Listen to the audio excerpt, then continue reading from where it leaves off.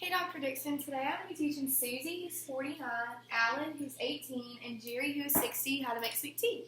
So before we get started, Jerry has actually arthritis in his hands, so I'm going to make an adaptation for him before the project begins. And so this is an at-home adaptation, so I just took a washcloth, I'm going to fold it in half, and I'm going to wrap it around the handle of the pot, so it provides a bit bigger area for him to grab.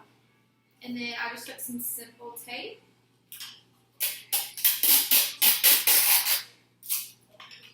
And I'm going to wrap it around here.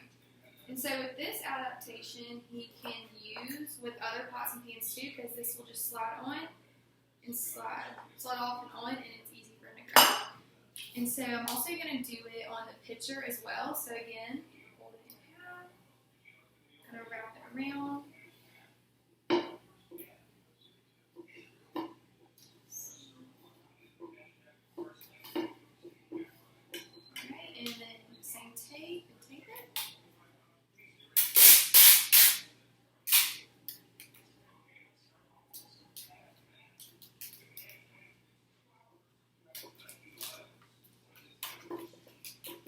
There we go. So now we're going to get started.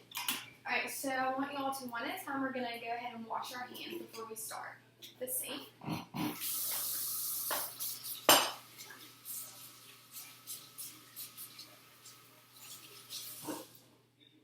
Okay, Alan.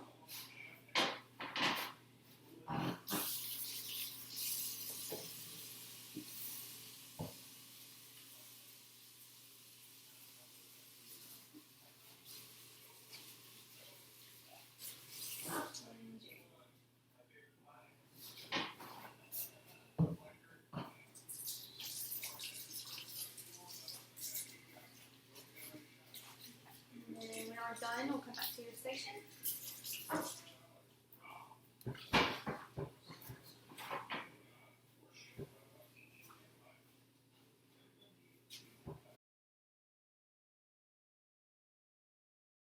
Alright, so now you have all your tools and materials in front of you, so we're going to get started. So you have your one boiling pot, and it's just a small one, and what we're going to do is one at a time. Again, we're going to go to the sink, and you're going to fill it up about halfway in each pot. And come back to the station when you're done.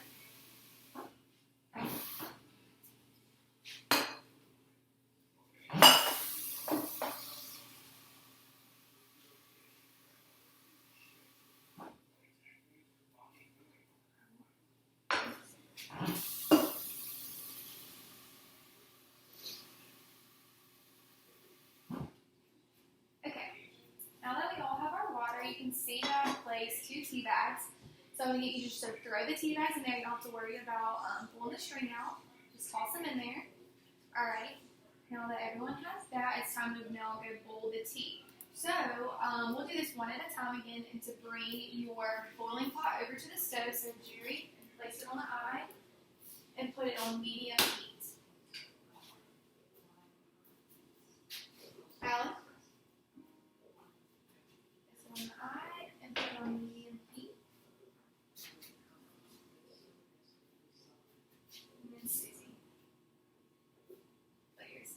And so this will probably take 3 to 5 minutes to start boiling. So we'll be careful to watch that. And as we're waiting on it to boil, I can talk about more of ways to grade or adapt this project.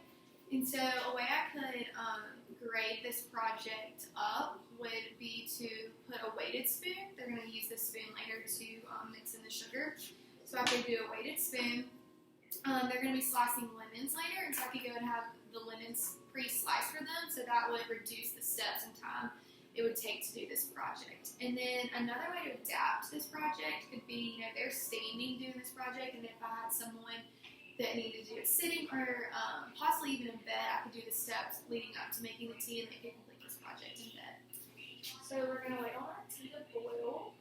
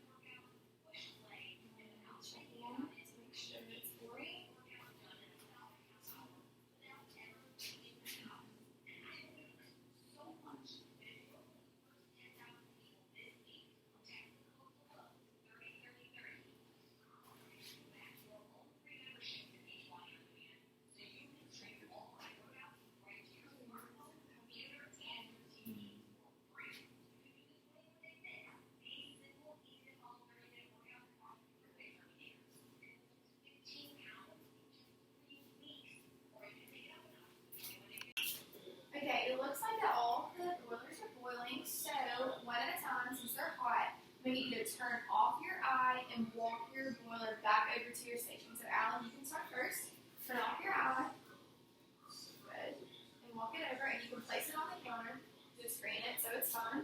All right, Susie. And then Jerry. Turn it off. Bring it over. All right. Okay, now that we have our boiled tea, we're going to put our sugar in our pitchers. So, just for purposes, I only can find a half a cup, so we need 1 cup. So you're going to scoop 2 of these into your pitcher. So Jerry, you can start first. And do 2 scoops of sugar into your pitcher. Okay.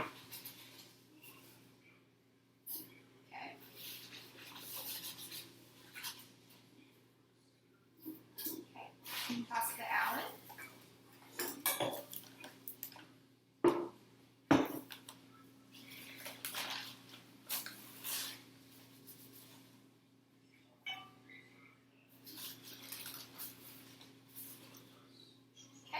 And then pass it to Susie.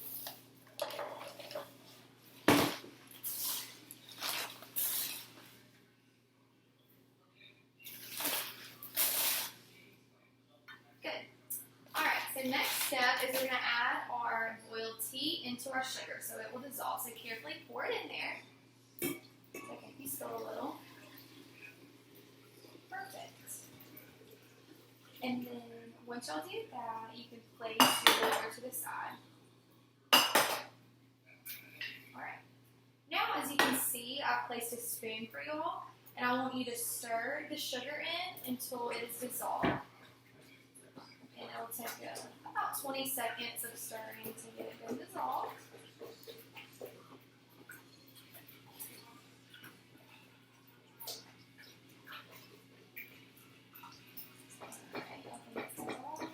Alright, now we have to add more water to actually make the tea. So how we're going to do that is you're going to walk the pitcher to the sink. And what you're going to do once you get there is when you start seeing some foam or bubbles at the top of the water, that's when you know it's about just right. So Susie, you can go first, walk to the sink.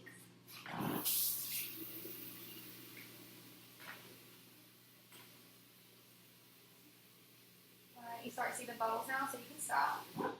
Alright, Alan.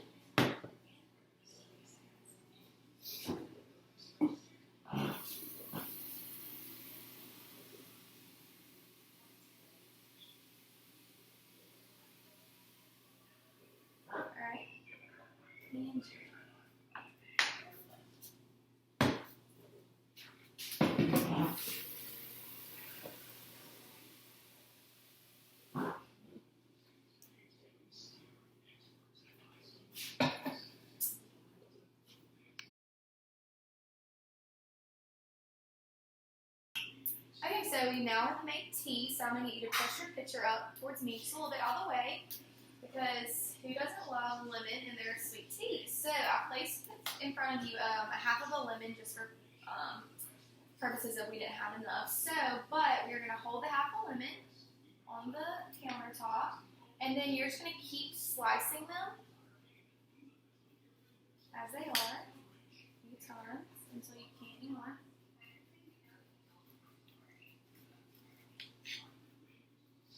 Take your time on this so you don't cut yourself.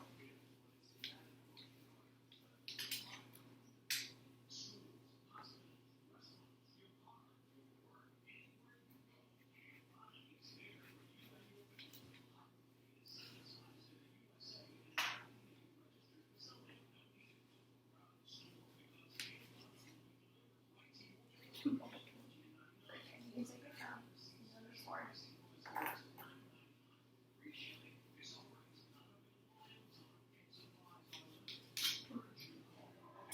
And so actually, if you want any smaller slices, you can take this 1/2 and cut it in half. So just choose one since we're only making 1 glass of tea, and just cut that one in half. Perfect. Awesome. So now we have our sliced lemon. So now it's time to prepare your glass of tea. So I placed in front of you 1 cup. And so one at a time, we're going to go to the fridge, and you can fill the cup up about halfway of ice, or if you like more ice, do a little bit more. So Jerry.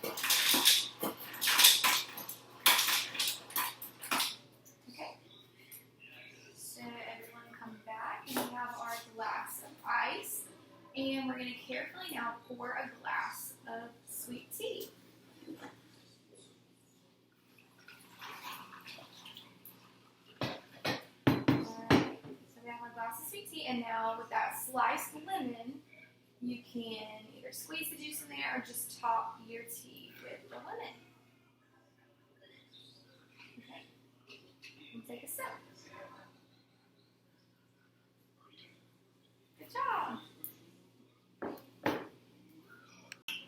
Okay, now that we've completed making tea, we seem to have a mess, so we're going to clean it up a little bit. So I'm going to get y'all to take your spoon and your knife and put it in your boiler. And we'll walk that to the sink one at a time. So Susie, you can just place it in the sink. Alan. And then Sherry. Alright, good job, guys.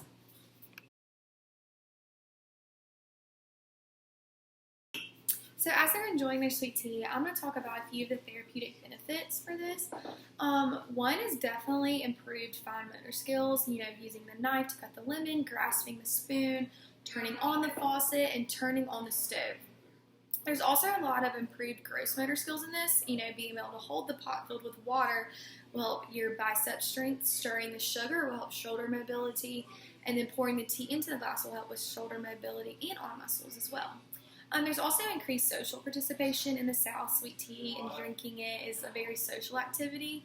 Also, a huge part of it is maintenance on meal prep and cleanup. Since this is in the kitchen, knowing how to work the different kitchen tools and stuff like that. And then working on safety and emergency maintenance, knowing when to turn the stove off, using the knife, all that. You have to have some sort of safety and emergency maintenance skills.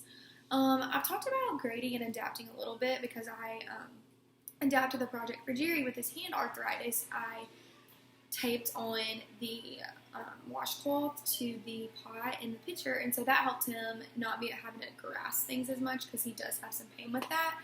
Another way I could grade this down would be, as I said, having the therapist having the lemons already sliced. The pitcher could already have the sugar in it, all that to reduce the steps for the patient.